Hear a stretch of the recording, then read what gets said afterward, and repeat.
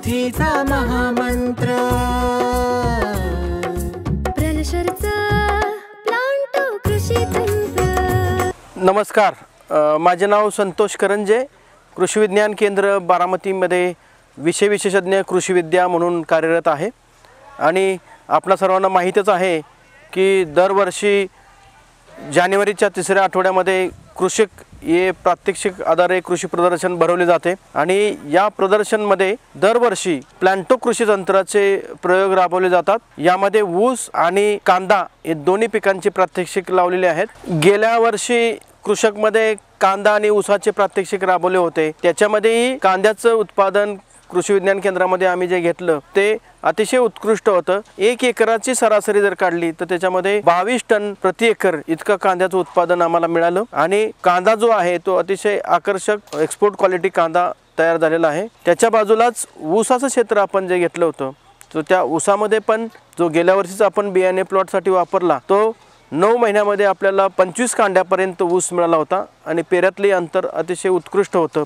या वर्षी सुद्धा प्लांटो कृषी तंत्रज्ञानाचा अवलंब करून आपण ऊसाचा आणि कांद्याचे प्रयोग राबवलेले आहेत। 5.5 महिन्यामध्ये साधारणपणे 15 ते 18 कांड्यावर ऊस आलेला दिसतोय। फुटवे तुम्हाला सगळे एकसारखे दिसतील आणि एक सरासरी 10 फुटवे या ठिकाणी दिसत आहेत। जर कांड्याची लांबी बघितली तर आपल्याला 5 ते 6 इंच की जे अतिशय महत्त्वाचं उत्पादनासाठी आपल्याला गरजेचं असतं। तर हे सर्व प्लांटो कृषी तंत्रज्ञानामुळे आपल्याला इथं पाहायला मिळते। याही वर्षी आपण आर्टिफिशियल इंटेलिजन्सचा वापर करून ऊसाचे प्रयोग राबवलेले आहेत आणि त्या प्रयोगामध्ये पण प्लांटोचे कृषी तंत्र वापरलेले आहे, ज्याच्यामध्ये पिस्टीम आणि प्लांटो ड्रिप या दोन्हीचा वापर आपण त्या AI तंत्रज्ञानाच्या ऊसामध्ये केलेला आहे। आणि आपण AI तंत्रज्ञान आणि प्लांटो कृषी तंत्र याचे एकत्रित जोड देऊन ऊसाचं उत्पादन वाढवण्याचा प्रयोग यावर्षी राबवलेले आहेत। 40% पेक्षा जास्त उत्पादन तर वाढेलच आपलं, परंतु उत्पादन खर्च कमी होणार आहे। दुसरं कांद्याचं पीक पण आपल्याकडे इथं आता लावलेलं आहे आणि कांद्यामध्ये पण लागवड केल्यापासून आज 3 महिन्याचा कांदा बरोबर झालेला आहे। कांदे सर्व एकसारखे आहेत, पाती एकदम रुंद आणि जाड वाढलेले आहेत। रोगाला किडीला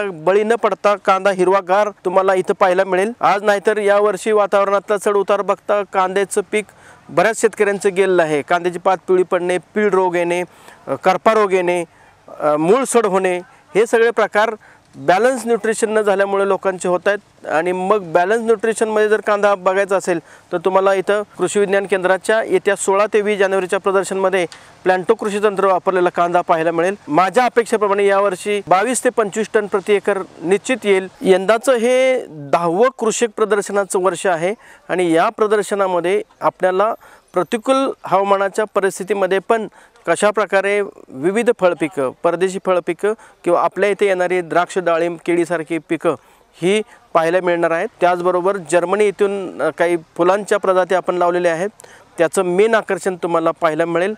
त्याचबरोबर विविध कंपन्यांची प्रात्यक्षिकं, 200 कंपन्यांचे प्रात्यक्षिकं आणि 250 कंपन्यांची दालनं हे याच्यामध्ये तुम्हाला पाहायला मिळणार आहे।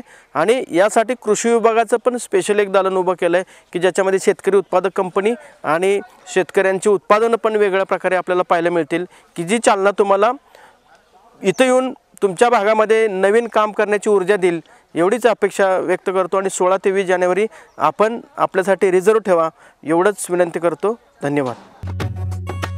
तर शेतकरी बंधूंनो, प्लांटो कृषी तंत्राच्या वापरासह इतरही माहितीसाठी जरूर संपर्क करा।